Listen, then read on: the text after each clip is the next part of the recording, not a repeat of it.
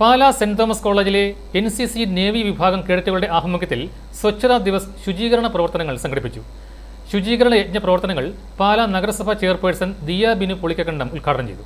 കേന്ദ്ര സർക്കാരിന്റെ നിർദ്ദേശപ്രകാരമുള്ള സ്വച്ഛതാ ഹി സേവ ഒരു ദിവസം 1 മണിക്കൂർ ക്യാമ്പയിന്റെ ഭാഗമായി NCC നാവിക വിഭാഗം അൽഫോൺസ കോളേജ് മുതൽ saint Thomas college, Arunapuram, south Indian bank വരെയുള്ള വഴിയോരങ്ങളിലും ബസ് സ്റ്റോപ്പുകളും ഫുട്പാത്തുകളും വൃത്തിയാക്കി. ഇന്ത്യയുടെ വിവിധ സംസ്ഥാനങ്ങളിൽ നിന്നുള്ള കേരളത്തിലെ പല പ്രദേശങ്ങളിൽ നിന്നും പഠനത്തിനും ജോലിക്കും ഉന്നത വിദ്യാഭ്യാസ പരിശീലനത്തിനുമായി ധാരാളം വിദ്യാർത്ഥികൾ കേരളത്തിന്റെ എഡ്യൂക്കേഷൻ ഹബ്ബായി മാറിയിരിക്കുന്ന പാലായിലേക്ക് എത്തിക്കൊണ്ടിരിക്കുകയാണ്. Saint Thomas college, Alphonsa college, civil service institute, brilliant study centre ഉൾപ്പെടെ പാലായിലെ ഈ പ്രദേശങ്ങൾ വൃത്തിയായി സൂക്ഷിക്കേണ്ടത് പാലാക്കാരുടെ ഉത്തരവാദിത്തമാണെന്ന് principal professor doctor Siby James അഭിപ്രായപ്പെട്ടു.